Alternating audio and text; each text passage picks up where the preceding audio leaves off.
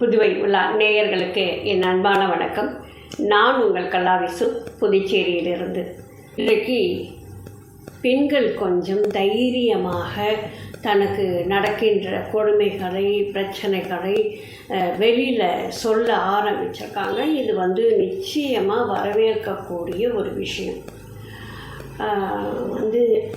அவங்க எவ்வளவு பெரிய இடத்துல இருந்தாலும் சரி, நமக்கு நடந்தது நம்மை சார்ந்தவர்களுக்கு, நம்மை போன்ற இன்னொரு பெண்ணுக்கு நடக்கக்கூடாது அப்படிங்கிற ஒரு உத்வேகம் அவங்களை உந்தி தள்ளுது. அல்லது தனக்கு நடந்த அந்த கொடுமையின் வீரியம் இருக்குது இல்லையா, அது வெளியில் கொண்டு வருது அவங்கள அப்படின்னு தான் நம்ம சொல்லணும். இப்போ நடந்த அந்த ஏன் இப்போ வந்தா, இது எதுக்கு என்னோட எதிரில் வந்தா அப்படிங்கிற மாதிரியான ஒட்டுமொத்த வன்மத்தையும் கட்டவித்து விடக்கூடிய ஒரு விஷயம் நடக்குது அப்படின்னு சொல்லும்போது, அது வெறும் வன்புணர்வு மட்டுமல்ல, பெண்களுக்கு எதிரான ஒரு மானசீகமான தாக்குதல் அப்படின்னு தான் அதை நம்ம சொல்லணும்.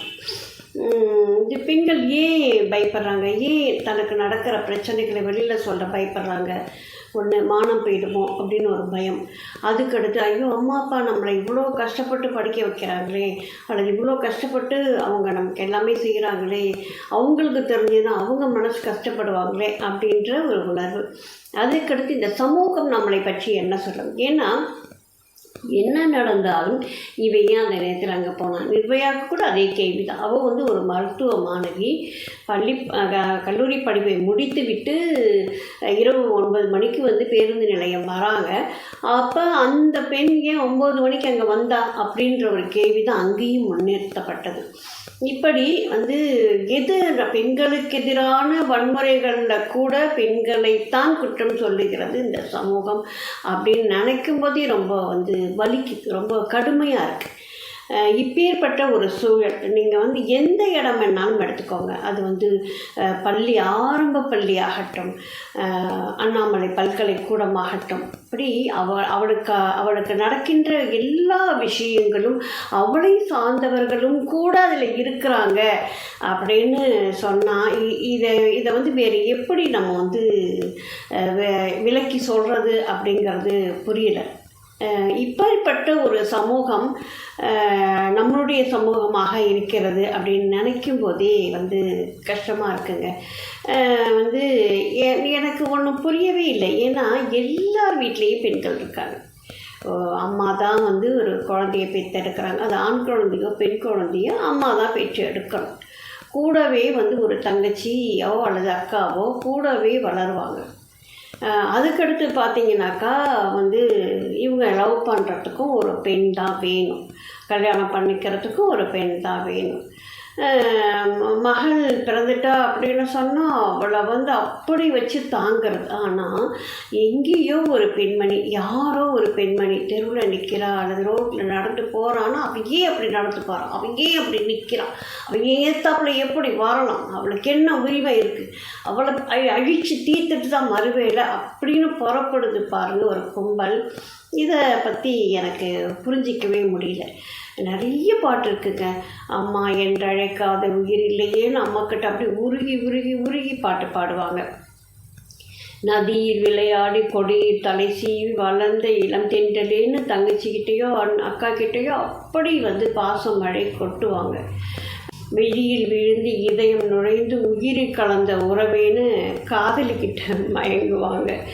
இப்படி மனைவி கிட்ட பெண் பிறந்தது அப்படின்னு சொன்னாக்கா, ஆனந்தையா மீட்டுகிறாய் அப்படின்னு சொல்லிட்டு பண்பட பிள்ளையை தூக்கி வானத்தில் வைக்கிறது.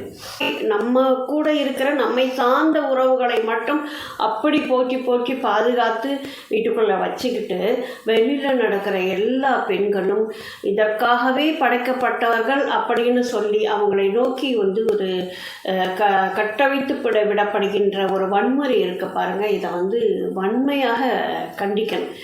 இன்றைக்கு பெண்கள் கொஞ்சம் தனக்கு நடந்த கொடுமைகளை வெளியில் சொல்ல ஆரம்பிச்சிருக்காங்க அப்படிங்கிறதே இதற்கான ஒரு முதல் படி எடுத்து வைக்கப்படுகிறது அப்படின்னு தான் நம்ம சொல்லணும்.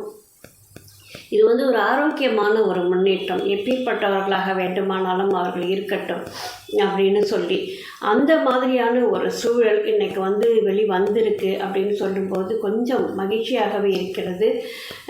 இதற்கான ஒரு விடியல் கிடைக்க வேண்டும் அப்படிங்கிற ஒரு நப்பாசையும் பிறக்கிறது. நிச்சயமாக இவ்வளவு பேர் இதை கையில் எடுத்து ஒரு போராட்ட களமாக இதை கொண்டு வந்து பெண்களுக்கு இனி இந்த பிரச்சனை நடக்கக்கூடாது அப்படின்னு சொல்லி ஒரு ஒரு சமூகம் எழுந்திருக்கிறது அப்படின்னு சொன்னாக்கா அதையும் நம்ம வந்து பாராட்டித்தான் ஆக வேண்டும். அதிலும் பல ஆண்கள் நமக்கு துணையாக நிற்கிறார்கள் அப்படின்னு சொல்லும்போது அதில் வந்து ஒரு சந்தோஷமும் இருக்கிறது. ஆணும் பெண்ணும் இணைந்தது தானேங்க ஒரு வாழ்க்கை. அதில் பெண்களை இப்படி நீங்கள் வந்து கஷ்டப்படுத்திட்டு நீங்கள் எப்படி நல்லா இருக்க முடியும் அப்படிங்கிறது வந்து மிகப்பெரிய ஒரு கேள்வி. இந்த கேள்விக்கு நீங்கள் உங்கள் மனசுக்குள்ளே பதில் தேடுனீங்கன்னா எல்லா பெண்களையும் உங்களுடைய சகோதரியாகத்தான் பார்க்க தோன்றும் என்பதில் எந்தவித ஐயமும் இல்லை. நன்றி, வணக்கம்.